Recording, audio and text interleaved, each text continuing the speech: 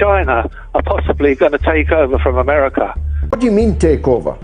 Well, you're That's the way I right. think. China will one day soon be the biggest economy in the world, but I've yet to see any evidence that they want to take over. There's no Chinese bases, none at all, in foreign countries. China doesn't have military bases in Britain or all around the United States. Chinese warships are not sailing off the coast of Britain or the United States. It's the other way around. Hong Kong. Hong Kong is in China. No, I'm saying that they're taking over Hong Kong, aren't they? Or How can you take over your own country?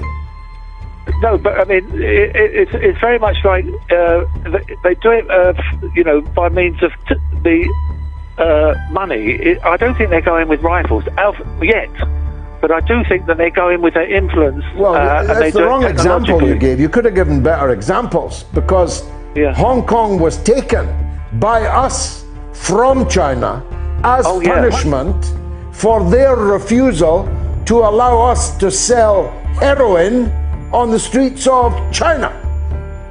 So if you're looking for a baddie in the Hong Kong story, that baddie is us.